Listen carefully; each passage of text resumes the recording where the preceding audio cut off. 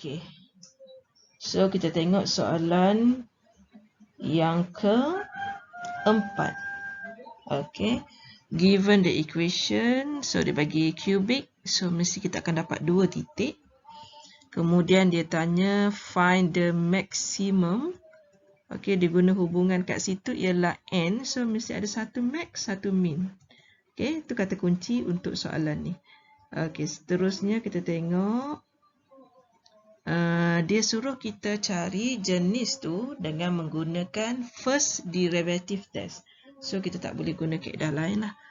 Okey, tengok ya. Yang pertama, apabila dia ada perkataan max. Okey, tak boleh guna pen merah, tak nampak ya. So, apabila ada perkataan max, lepas tu ada perkataan minimum, maksudnya kita kena pergi kepada dy dx.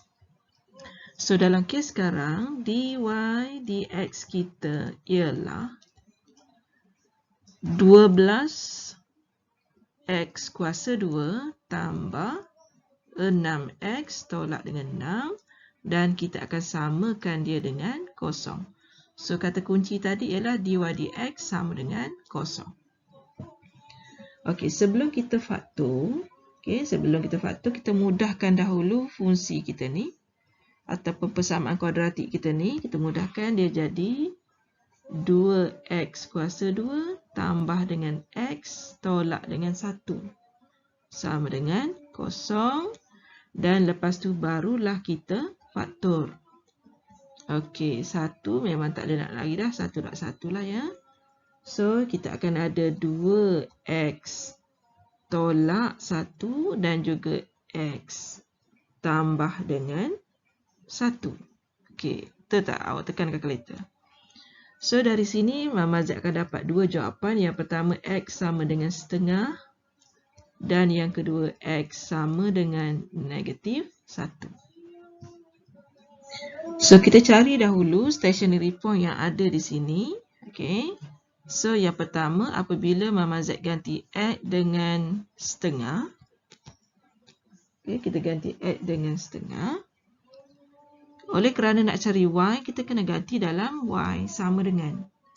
Okey, 4 darab 1/2 kuasa 3 tambah 3 darab 1/2 kuasa 2 tolak 6 darab setengah tolak 1. Okey, bila kita tekan kalkulator, dia akan memberikan jawapannya sebagai negatif 11 per dengan 4. Jadi, stationary point kita yang pertama ialah setengah negatif 11 per 4. Okey, kita cari titik yang kedua pula. Apabila nilai x sama dengan negatif 1. Okey, ini nilai yang kedua. So, kita akan dapat y kita sama dengan 4 darab negatif 1 kuasa 3 tambah dengan 3 negatif 1 kuasa 2 tolak 6 darab negatif 1 tolak 1. Okey, cuba kira dapat berapa? Negatif 4 tambah 3 negatif 1 negatif 1 tambah 6. Okay, negatif 1 tambah 6, kita akan dapat 5. 5 tolak 1 dapat 4. Okey, jadi stationary point kita yang kedua ialah negatif 1, 4. Okey, so sekarang kita dah ada nilai yang pertama. Dan kita ada titik yang kedua. Ni titik pertama, kedua. Sekarang, bila nak uji mana satu yang maksimum, mana satu yang minimum. Walaupun dengan mata kasar dah nampak dah. Okey, Madam bagi idea sikit. Dengan mata kasar. Dengan mata kasar, yang ini lebih rendah berbanding dengan yang ini. Okey, so clue-nya dah ada. Yang warna kuning tu minimum, yang warna biru tu maksimum. Tapi kita kena buktikan. Okey, apabila dia nak suruh kita buktikan dengan menggunakan first derivative, maka Madam menggunakan table. Kita nak guna first dy dx. Okey, kemudian nilai yang kita nak uji ialah 12x kuasa 2 tambah 6x tolak dengan 6. Okey, kita nak tengok apa? Kita nak tengok the gradient of tangent. Okey, awak guna pembaris saya. So, Madam sekarang ni ada 2 titik ni nak uji. Titik pertama tadi negatif 1, 4. Okey, yang mula-mula Madam uji kat sini dulu ya. So, kita ada nombor negatif 1. So, x kurang dari negatif 1. X berada daripada negatif 1 sehingga setengah. Kemudian X lebih besar dari setengah.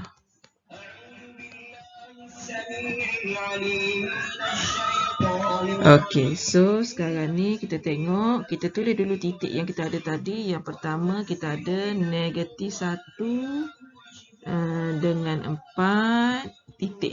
Titik yang kedua kita ada 1/2 dengan negatif 11/2. Titik kita tadi. Okey. So sekarang ni kita tengok nilai-nilai apa yang kita nak uji. So nilai pertama yang Madam nak uji kat sini ialah nilai negatif 2. Okey, nilai kat sini Madam uji nilai 0 dan kat sini ialah nilai 1. Apabila kita gantikan negatif 2 ni ke dalam dy dx ni, kita akan dapat positif. Okey, bila kita ganti nilai kosong dalam ni, kita dapat negatif 6. So, kita buat simbol negatif. Dan bila kita ganti dengan 1, kita dapat positif. Okey, apabila kita mengkaji tentang gradient of tangent. Okey, kita penuhkan graf kita, table kita ni.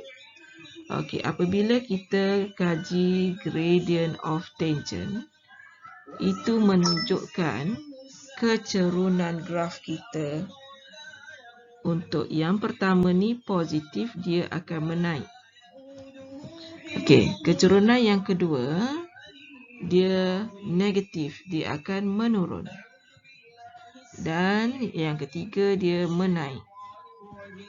Okey, kesan dia naik dan turun tu akhirnya menjadikan titik di sini adalah titik maksimum dan titik di sini adalah titik minimum.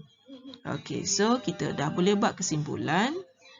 Negative 1, 4 is pelajar selalu tertinggal perkataan local maximum point. Okey, yang itu yang pertama. Yang kedua, koordinat yang kedua, setengah negatif 11/2 is a local minimum point. Okey, tapi awak kena guna pembaris lah ya. Madam tak ada pembaris ni. Okey, selesai soalan nombor 4.